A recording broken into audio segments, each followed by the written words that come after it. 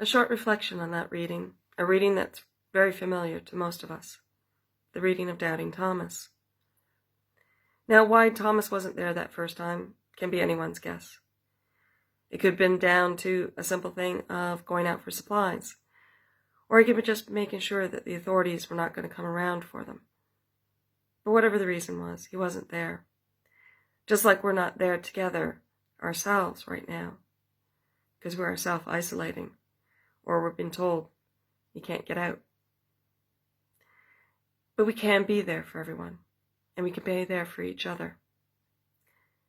Just think about the ways you can go outside.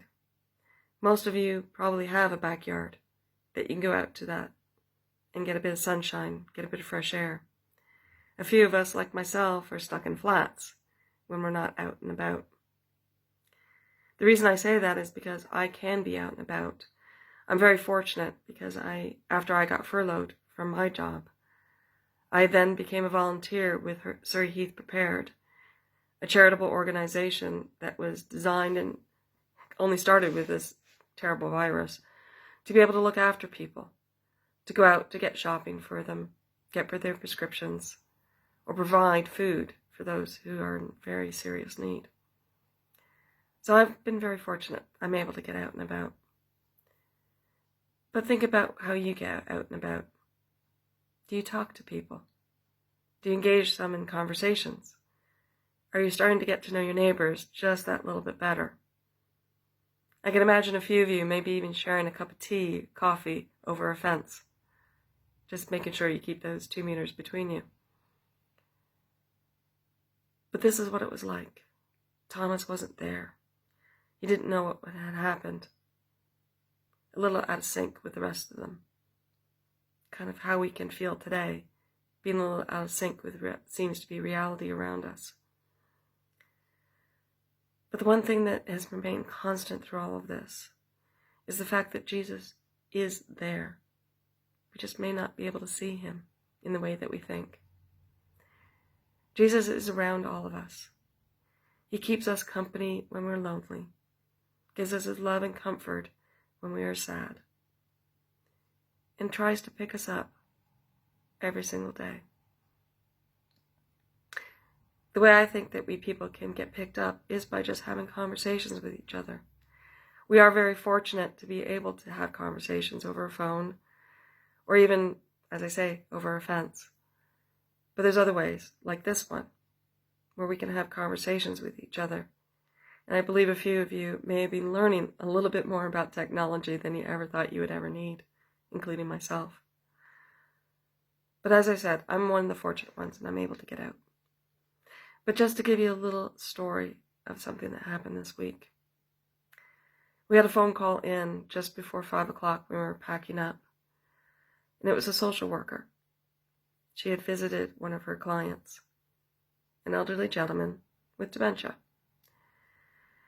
Now, he was very good in the fact that he was staying at home, although he didn't really understand why.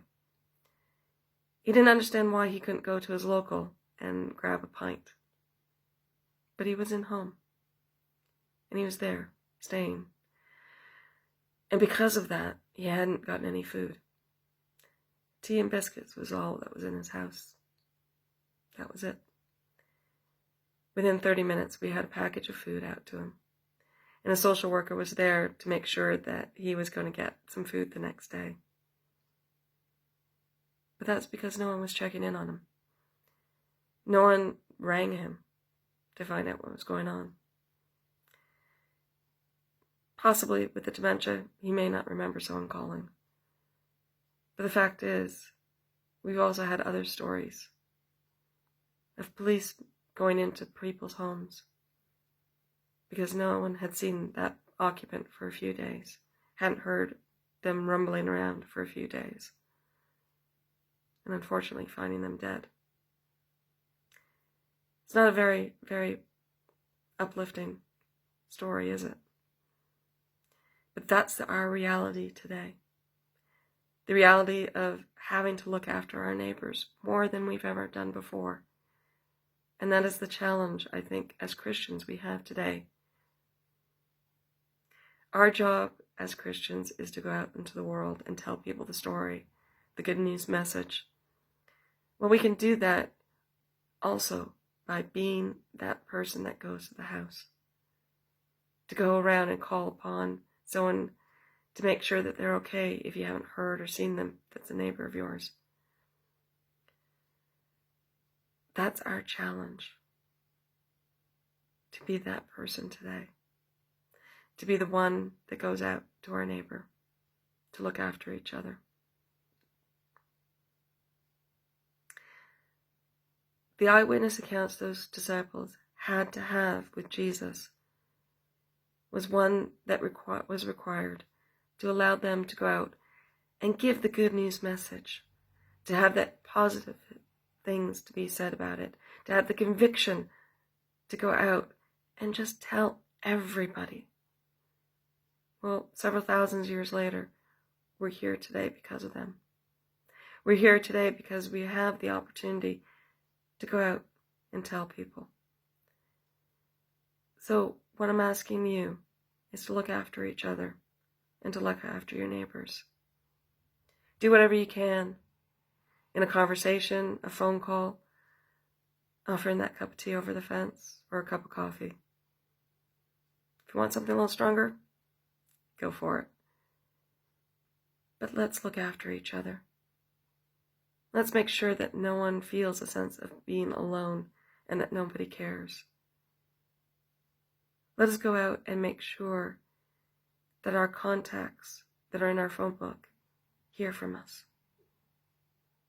And those few that we haven't called for a little while, give them a shout. You never know what might come out of it. But as I said, I think we're going to be learning a lot more about our neighbors. We get to see and talk to them. We get to have those one-to-one conversations that we all crave so very much in our lives. But one thing to remember is you are not alone. God is there with you. Jesus is walking there alongside you. And that's a message that we as Christians today can make sure everyone hears, that they are not alone.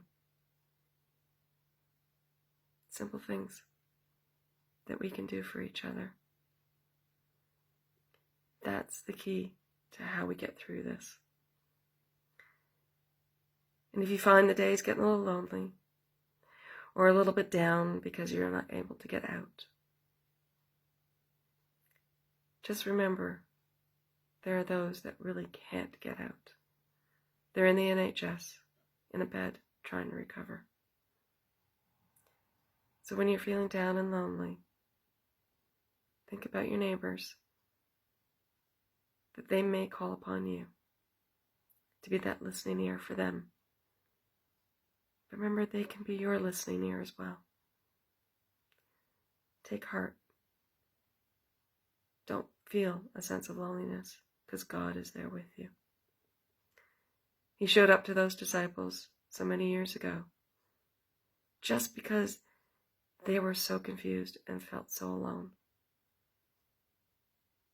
He will do that with you as well, in some way, shape, or form, that I think when you look back on this whole time that we spent isolated, you will know that He was there.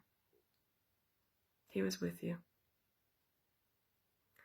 So God bless each and every one of you. Until the day we get to meet face to face, back in the building that we've come to love. Give each other hugs once more. Be able to shake each other's hands. And together, again, in fellowship with each other. Let's look forward to that day. God bless. Amen.